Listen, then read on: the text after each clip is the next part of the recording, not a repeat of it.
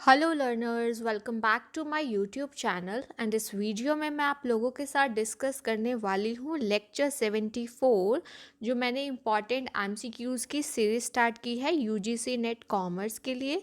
और इससे पहले के जो पार्ट है लेक्चर 1 टू लेक्चर 73 उसकी जो वीडियोस है उनका प्लेलिस्ट का लिंक मैंने डिस्क्रिप्शन बॉक्स में प्रोवाइड किया है, आप वहाँ पर क्लिक करके देख सकते हो। और आप लोगों को ज़्यादा से ज़्यादा इन क्वेश्चंस की प्रैक्टिस करनी है, क्योंकि जितनी ज़्यादा आप प्रैक्टिस करते हो उतना ही आपका कॉन्फिडेंस लेवल बूस्टअप होगा। ओके। और अगर अभी तक आप लोगों ने इस यूट्यूब चैनल को सब्सक्राइब नहीं किया है देन यू कैन सब्सक्राइब और बेल आइकन को प्रेस कर सकते हो ताकि आपको मेरे अपकमिंग वीडियोस की टाइमली नोटिफिकेशन मिल सके। तो हम स्टार्ट करते हैं और हर एक क्वेश्चन को हम लोग डिटेल में डिस्कस करेंगे। So the first question is income tax से related है। first question, inclusion of others income in the income of SSA is called clubbing of income।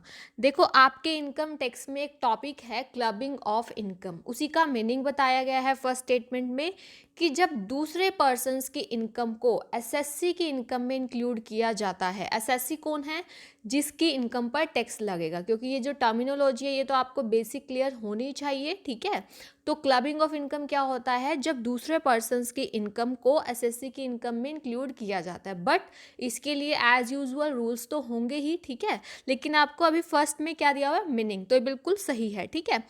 Second बोला गया है clubbing of income is given under income tax act 1961 under section 60 to 64।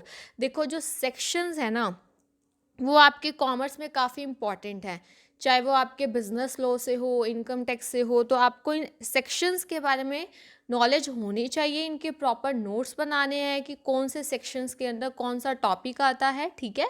और ये तभी आएगा जब आप इनके प्रॉपर नोट्स बनाएंगे एंड प्रैक्टिस करेंगे।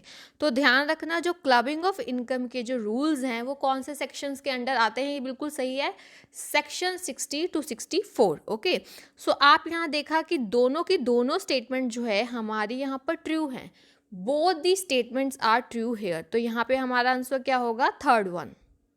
नेक्स्ट क्वेश्चन देखिए, जो अभी मैंने आप लोगों से बात की थी क्लबिंग ऑफ इनकम के बारे में, उसी से रिलेटेड है। Clubbing of income related to transfer of income without transfer of asset comes under which section of income tax act. तो पहले इस क्वेश्चन को समझो। अभी मैं आपको बता रही थी क्लबिंग में क्या होता है कि दूसरे पर्सन की इनकम को ऐड किया जाता है एसएससी की इनकम में। तो उसमें से आपका एक प्रोविज़न, एक रूल है उससे रिलेटेड कि अगर एक पर्सन ने दूसरे पर्सन को इनकम ट्रांसफ़र कर दिया without transfer of asset. For example, जैसे पर्टिकुलर पर्सन ए है, ठीक है, वो एसएससी है। आप ध्यान से समझिए, ए क्या है? हमारा एसएससी है। उसने क्या किया, सपोज उसके पास डिबेंचर्स थे, ठीक है, डिबेंचर्स थे उसके पास सपोज 12 लाख के, ठीक है। अब ये एसेट है उसकी एक टाइप की। अब 10% जो है उस पर इंटरेस्ट मिलता था। अब इसका 10% देख लीजिए आप कितना हो जाएगा? 1,20,000। ये इससे इनकम हो रही है 1,20,000। अब क्या किया, डिबेंचर्स तो ए ने अपने पास रखे, लेकिन बी को क्या कर दिया? बी को, एक पर्सन बी है, उसको क्या कर दिया उसने? ये 1,20,000 यानी कि ये जो इनकम थी ये बी को क्या कर दी? ट्रांसफ़र कर दी। लेकिन एसेट का तो ट्रांसफ़र नहीं हुआ है ना। और ये क्लबिंग ऑफ इनकम मतलब ये जो है ये किस लिए है? क्योंकि लोग टैक्स से बचना चाहते हैं, तो देखा जाता है रूल्स को कि क्यों इन्होंने ऐसा किया। टैक्स से बचने के लिए किया है तो बिल्कुल उसी की इनकम में ही ऐड होगा। अब यहाँ ने ए ने क्या किया, वो इंटरेस्ट की जो इनकम थी वो बी को दे दी, लेकिन एसेट तो ट्रांसफ़र किया ही नहीं, ठीक है। तो ये वाली क्लब हो जाएगी इनकम, किस में होगी? ट्रांसफरर, यानी कि ए की इनकम में ही काउंट होगी। ये चीज़ आप लोगों को समझनी है, ओके।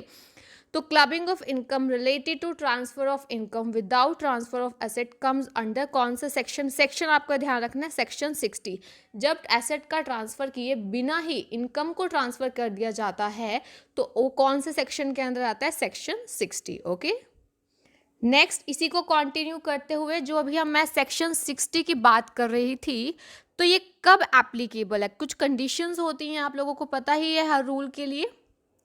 दो टैक्स पेयर यानी कि जो एसएससी है उसकी वो एसेट खुद की होनी चाहिए, ओन्स एन एसेट, वो एसेट होनी चाहिए सेक्शन 60 के इम्प्लीमेंट के लिए। और ये ज़रूरी है कि उसने ऑनरशिप ना ट्रांसफ़र की हो, ठीक है। ये फर्स्ट भी सही है, सेकंड भी सही है। थर्ड है कि जो income from the asset is transfer to any person under settlement और एग्रीमेंट। लेकिन जो एसेट से इनकम हो रही है, दैट इज़ मैंने अभी आपको बताया जो इंटरेस्ट मिल रहा है उसको डिबेंचर से, वो उसने ट्रांसफ़र कर दिया मतलब दूसरे पर्सन को अंडर एन सेटलमेंट और एग्रीमेंट, ठीक है। तो एसेट ट्रांसफ़र नहीं किया है, इनकम ट्रांसफ़र करिए, ये तीनों कंडीशन सेटिस्फाई, ये बिल्कुल हमारा आंसर क्या आएगा, ऑल ऑफ दीज। क्योंकि ये तीनों कंडीशंस अगर सेटिस्फाई होती हैं तो हमारा सेक्शन 60 क्या होता है, एप्लीकेबल होता है। नेक्स्ट देखिए अब क्वेश्चन एमलगमेशन एब्जॉर्प्शन से रिलेटेड है। एमलगमेशन में a new company must be formed on the amalgamation, बिल्कुल ऐसा होता है। एमलगमेशन की अगर मैं बात करूं, मैंने आपको बताया था दो या दो से ज़्यादा कंपनीज एमलगमेट होती हैं, एक नई कंपनी बनाती हैं, बिल्कुल ऐसा होता है, ठीक है। हो सकता है वो मतलब होता है कि सिमिलर बिजनेस कर रही होती हैं, वही एमलगमेट होती है, ठीक है। तो ये बिल्कुल करेक्ट है। उसके बाद देखिए अंडर एब्जॉर्प्शन, एब्जॉर्प्शन में क्या कहा था मैंने आपको, जो स्ट्रॉन्ग कंपनी होती है वो वीक कंपनी को क्या कर लेती है, अपने अंदर एब्जॉर्ब कर लेती है। यहाँ पर कोई नई कंपनी नहीं बनती, ध्यान रखना। एब्जॉर्प्शन में कोई भी नई कंपनी नहीं बनती है। एब्जॉर्प्शन में जो क्या होता है, एक स्ट्रॉन्ग कंपनी वीक कंपनी को एब्जॉर्ब करती है।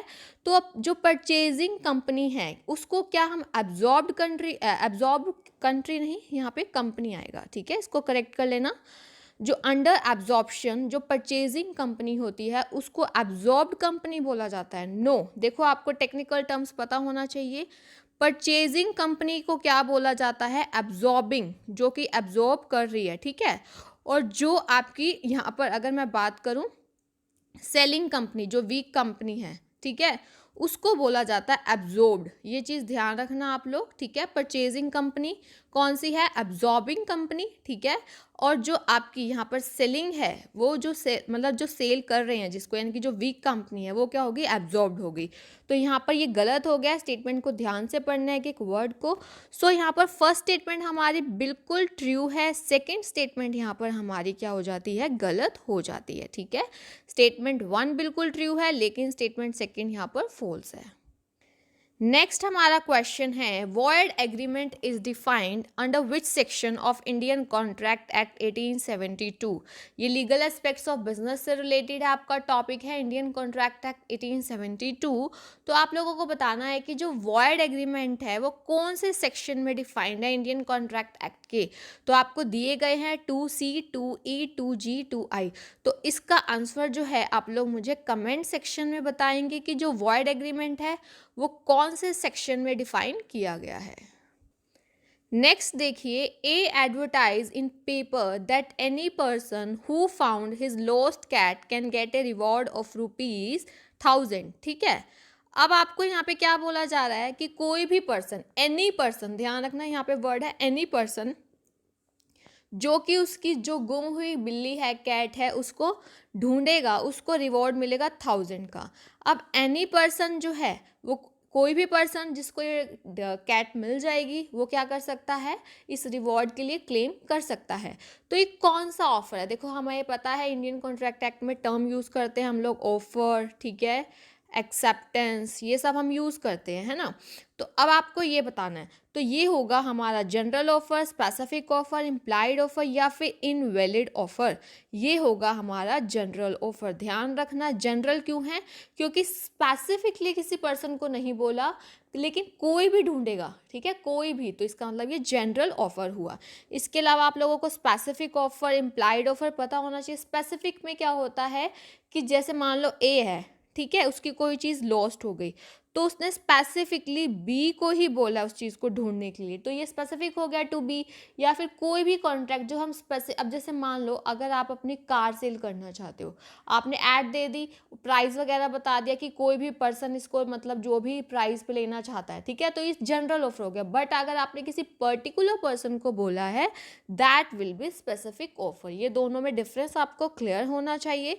और इम्प्लाइड ऑफर क्या होता है, देखो इम्प्लाइड ऑफर, इसका आंसर आप लोग मुझे बताएंगे कमेंट सेक्शन में, अदरवाइज मैं आप लोगों के साथ डिस्कस करूंगी कि इम्प्लाइड ऑफर क्या होता है।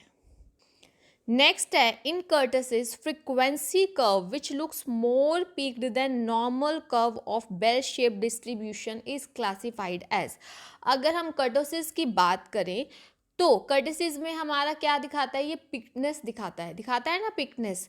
तो ये देखिए आपको क्वेश्चन में पूछा गया है कि जो ज़्यादा पिक, जिसकी पीक ज़्यादा होती है नॉर्मल कर्व या फिर बेल शेप डिस्ट्रीब्यूशन से, क्योंकि नॉर्मल को हम लोग, नॉर्मल कर्व कैसा होता है, बेल शेप का, तो उसको क्या बोलते हैं। देखिए यहाँ पर आप लोगों को ये है ना कर्टिसीज का, जिसकी सबसे कम पीक होती है वो उसको हम बोलते हैं प्लैटिकर्टिक। ये टेक्निकल टर्म्स आपको पता होने चाहिए, इंपॉर्टेंट है स्टैटिस्टिक्स में।